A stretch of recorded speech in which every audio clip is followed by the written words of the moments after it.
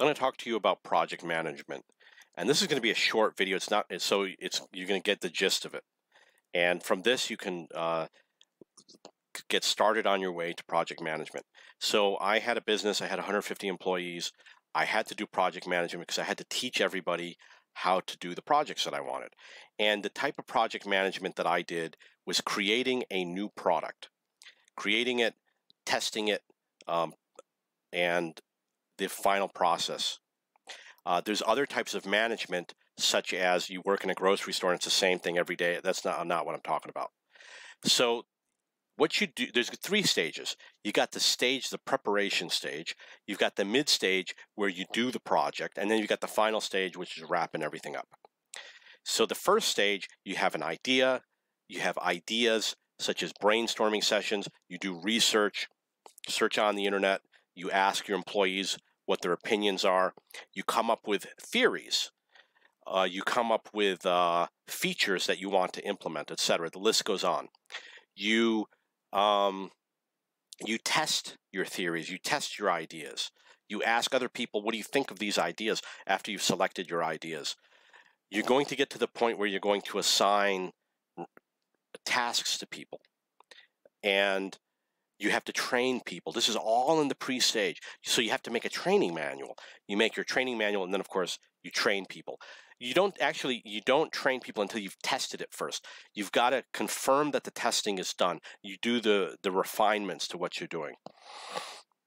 You might have to make a pitch to a client.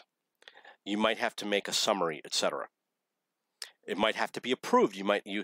There should be a part of project management where in your business where someone has to say, this is approved, you got to go ahead. They're going to approve the training manual. They're going to approve the features. They're going to approve who's going to work on it. The list goes on. So then you get to the point where you're going to start to work on it. And then you're going to have you're going to train people. You're going to start doing the daily process. You're going to have a workflow. Step A, step B, step C, the steps that they're going to go through. And you make it as easy as possible. In my case, we were doing things on the internet, so we would put step 1, and we would have a photo of what it would look like on the web page, of the button that they had to click on, and a description of what they had to do, and it went from button to button to button to button, what they had to type in, and it would go for a couple pages, and we did it in English and in Spanish. We had an English book and a Spanish book. We ended up with a book this thick just on project management. So I'll give, just so I don't forget, I told my managers, make the project management book. It'll make your job easier, and then you'll have more free time. So we got to make this book. It was like that thick, and we even published it. It was hardback. I wanted to sell it, but he said that they had copied things off the internet, so we couldn't sell it. So you do your daily routine. You have to have a process for how you're going to check that your employees are doing the job. You have to have quotas. You have to have know how you're going to know that they are doing their job, because if they work from home, how do you know they're actually working? And then we would rate everybody, and then we would have the bonus program. You kind of want to do it once they get started. You don't have to do the bonuses in advance, the incentives, but once they get started, you're going to have an idea. And the other thing is, I had done this work for years, so I could sit there and say it took me 10 minutes to do this part, so it should take all of you 10 minutes to do it. Of course, none of them do it. It always takes them more. But I don't complain, because the best person did double the work of the worst person, and the worst person did an amazing job that I thought was worth paying for. And the other thing that I did is you would have an employee or yourself, you go to your employee at the beginning of every day, and you watch them. And you ask them, what are you going to do today? And they tell you what they're going to do. And then at the end of the day, you're going to meet with that person and say, did you do it? And if they say, I can't do it because I'm waiting for this, you have to go to that other person and say, this person is waiting for you to do this. And then you start to find, oh, there's a problem. I didn't get the document yet. Oh, no one told this person to do the document. Okay, so you fix the problem, and then it gets done. So the other thing I would do is I would sit at the beginning of the process with my employees, sit behind them, watching them, and I would say, oh, you made a mistake. You clicked the wrong link, or you spelled this word wrong. So I would be watching them and and showing them the mistakes that they make. And I will only do it for like 5 minutes each. And of course, you know what? They absolutely hate it. They don't like it when someone is sitting behind them. I had to sit because I was handicapped. I couldn't stand. So, you know, I would stand with crutches behind these people, but I hated standing with crutches. I have to say, get a chair. You know, I want to sit down. And one of my employees once said he was going to kick my crutch. That's the type of people you meet when you have a business. Don't respect. No respect. So, you meet with all your employees. You make sure they set goals for the day and that they reach the goals at the end of the day. You're probably going to want to have a meeting. Make your meetings quick and short. At the beginning of the project, explain to everybody, this is what you're going to do. You're going to assign teams and managers. And if they get to pick their own teams, that's good, but they're always someone's going to complain. So randomly assigning them is also good, but they're always going to accuse you of favoritism. So what I did was I had everybody, we had a meeting, everybody stood there, like 30 people, and I put a deck of cards on the table, and I said, pick a card, and that's going to determine what team you're on. It was 1, 2, 3, or 4. And we had 4 teams. But the mistake I made is that when you turn the card over, they know which card has a 4 on it. I forgot to shuffle the cards between each one. And I would see people dive for that card. They already knew what card it was. And I told them, I said, I'm going to put a deck of cards. You're going to randomly pick a number. That's going to be your team. And I'm doing this so no one complains that I play favoritism. And then afterwards, someone complained that I play favoritism. No, they didn't. They complained that they didn't know the purpose of why they were picking cards. Okay. There's a lot of stupid people in the world. So you're going to have your teams. Because I had around 30 people working on it. Maybe there were a little less. And at some point, you're going to have to offer incentives and bonuses. You got to be really, really, really careful. If you say you're going to give somebody $50 for doing this, you better give them that $50. Because number one, they're going to be people who are absolutely going to do whatever you say. You say, okay, you did 100 today. I'll give you $50 if you do 200 tomorrow. And then they're all going to do 200 tomorrow. So be prepared when you look at your bonuses to shell out some money. And you might want to cap and say, I'm going to give it to the top 5 people or something like that. Make sure you know, and you got to commit. If you say you're going to give $50, you got to give that $50. Otherwise, they will never respect you. They will remember that for as long as they work there. Remember 3 years ago when he said he was going to give us $50 and he didn't, they'll remember it.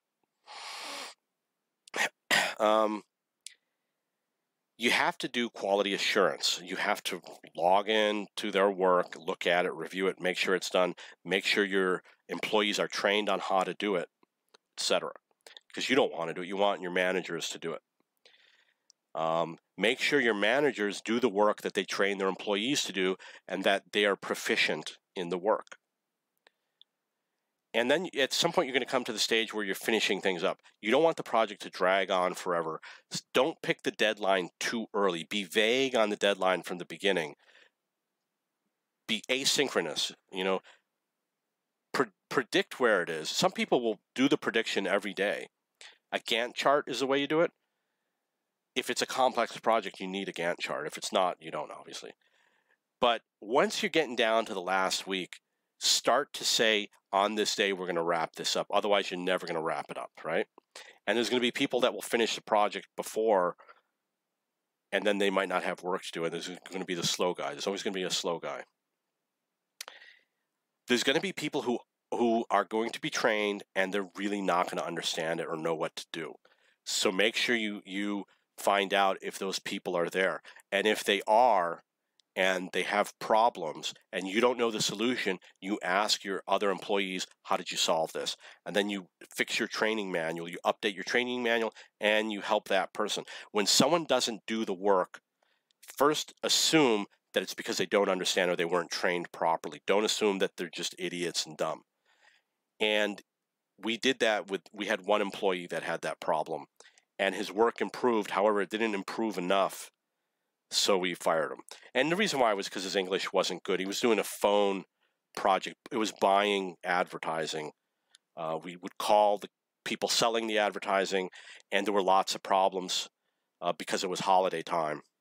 And because the people that they were calling didn't know how to do the job. And that was the problem that we had to face because they were all new employees. They were young kids doing this job. They were young kids that we had to call, and they were all temporary workers, lots of issues. So then when you wrap it up, you have to pay the bonuses. Another thing you want to do as you're going along, have a chart with how everybody's doing, who's ahead and who isn't. I think we did find people cheating, but I don't remember. You want to archive all of your data. Anything that you can archive, the book, the manual, the book, the training manuals in case you use them again, translations. You put everything on it like a CD-ROM, all the software, all the files, no matter what it is. And if you need to do a final presentation, for example, to a client, then during that process, you prepare your presentation. We didn't do it because it was an internal project. And then you're going to put all that stuff in a box somewhere in storage. You don't want it to be in your way in your office or whatever. You want to be it in storage. If I were still doing this today, I would put it in my apartment, have one of my employees put it in my apartment, and it would just sit there. And there came a day when I was like, where's that training manual? And I had to say, go through all the emails and find the training manual and print it out because I wanted to do it again. Is there anything else about the wrap-up? Well, you pay the bonuses that you promise. You fire employees. The other thing I did was I hired a psychologist, and she interviewed everybody. What do you think about the project? Is there anyone that you think deserves a bonus? Is there anyone you think didn't do a good job? Did anyone do anything that was against the company or against the project and things like that? And I would use that to fire people, but usually I already knew who I was going to fire. And I would hire the psychologist, do all the interviews so I could dig dirt on that person, and I would end up with the dirt. And then I would say, hey, guess what? A lot of employees complain about you. You're fired, and that's it. You want to fire people immediately when they screw up, because then they won't contest it. And if anyone threatens to sue, get as much evidence as you can from other employees. That's when you call the psychologist in and gather everything. It could possibly be used against you, could confirm whatever accusation is being made against you. I don't know. But that's the way I did it. Is there anything else? Well, I guess the next step would be to start a new project. So one of the issues that I had was that I had all these employees, and they did a great job, and sometimes they did such a great job that I wasn't prepared for the next project. And we had to move fast to prepare for the next project. And there was a lot of days off that they had. And there was one day when they had like a 3-day holiday, because there's lots of holidays in that country. It was either 2 or 3 days, and I said, okay, take off the whole week. So make sure you have a new project planned. And as an employee of American businesses, I will tell you that they never did. And there were so many days when I sat there with no work to do because I completed the project long before they expected it to be done. I'm going to give you an example. They gave me this project, which was to scan log files for websites. They would say, okay, we want to know how many people from France came to our web page. And back then there was no Google Analytics. So we had to do it by hand. You would go and you would get the files. You'd have to log in, find the files, look at what they did, maybe do some computations, write a command or a program. It would take an hour or two to scan the file. You'd have to look at the report, copy it, email it to somebody, and you're done. So it took a while to do it. But what I did was I wrote a program to do it. So I would go to a web page and I would put in the dates, the log file, the keyword they wanted to search for, hit go, and it would run, and then it would automatically email the results. I put the address to email the results to, and I would get a copy.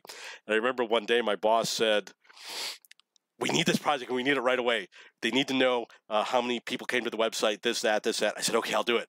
And I went to my desk for like a minute. I got up, put my jacket on, and she said, aren't you going to do it? I said, oh, it's already done. It's automatic. And I went, you'll get an email in an hour. And I left for lunch. And of course, she got the email in an hour. They didn't know that I had done this, and yet they're paying me good money. And we had to bill the client. The client had to pay for this service. And I would put 2 minutes. I'd have to put like I spent a minute on it. So what we ended up doing was I did the work, and someone else in the company did the billing. And he would bill them for 2 hours. Because he would say, well, how long does it take for you to write this program? Oh, 5 minutes. No, that's 2 hours. Because I worked really fast. I had a lot of experience. So another piece of advice is I learned it because this company that I had done that project for did a mandatory 2-day project management class. And that's where I learned the basics of project management, and I figured everything out on my own. And even the owner of the company had done the project management class. And at this time, it was one of the top 10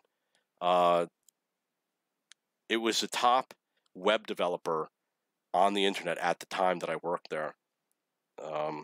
Okay, so if you have any questions or comments, please post below.